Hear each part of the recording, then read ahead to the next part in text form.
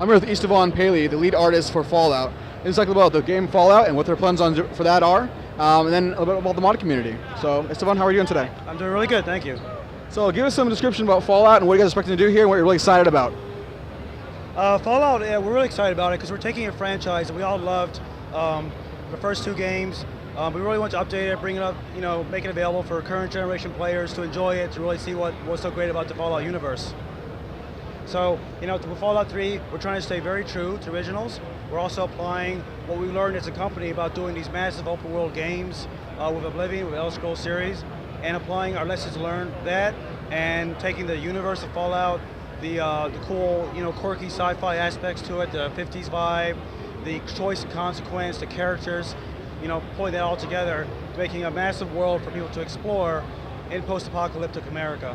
How was it working on the art and the ambiance for a 50s style game like this? And was it interesting? You have to go back and research a lot of that, or how did that work for you? Yeah, the Fallout universe is really unique. It's very fresh, okay? It's not just your standard post-apocalyptic kind of a universe where it's Road Warrior, Mad Max.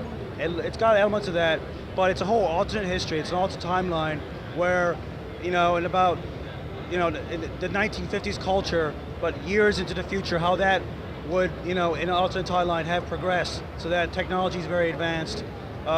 So, in our world, you sort of see that combination, that sort of, in terms of the ads and the architecture and designs, posters you see around the world, the people, the way they act, they look like they're straight out Leave It to Beaver or something like that. But then you have, as a counterpoint to that really harsh, Road Warrior kind of mentality, where everyone's trying to survive, the whole world is destroyed. You sort of see people trying to scavenge and make communities here and there as best they can in a very, very rough world. And you as a player are also trying to survive as well, and it's really tough. There's radiation everywhere, mutated enemies everywhere. So, it combines the best of all the worlds in terms of exploration. Combat, we have a really unique new combat system, which is real time as well as, targeting based and tactical based from the previous games. And then really good stories and characters that have real choice and consequence, and there's tons of stuff to do in this game. That's very, very cool. So this art direction is obviously a big break from what you've done on Oblivion. You guys haven't announced any kind of mod support yet. Hopefully we'll see that here shortly. But Oblivion obviously, and the whole Elder Scrolls series, you guys have been really, really great about supporting mods for that, and we've seen a huge growth in the mod community. Can you talk a little about that and what you did for Oblivion? Yeah, well, we love the modders. We get very excited to see what they do, and and as we're nearing the end of the project, we're imagining, well, somebody's probably going to try this, and they do, and it's really, really cool. The modders, they can build off of what we've created, what we've given them, and they have time to experiment, to try things that we don't always have time to do, and sometimes that comes back to us. That gives us ideas, that we sort of see things that modders have done, in Oblivion, and say, hey, that was kind of neat. Maybe we can apply some of those concept ideas to the Fallout universe in terms of, maybe improving this system or that. Seeing how they came up with retexturing something or new ideas for locate. This is really cool stuff. So we really support them, and it's something I really hope we continue to do in the future.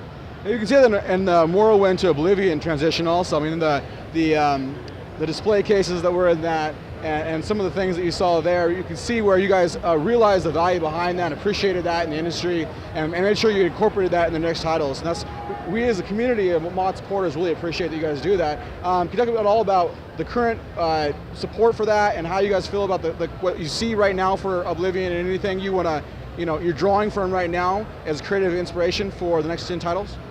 Well, I think, there's so much out there, and I think it's almost overwhelming, in terms of when I browse the forums and I see, okay, what are the latest mods this month and whatnot.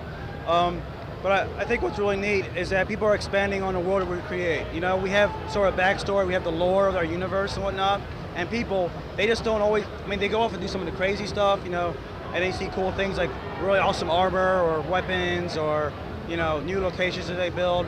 But at the same time, they're almost adding to the universe in a obviously in a non-canon kind of way, but it's basically expanding the universe of the game, which is very cool.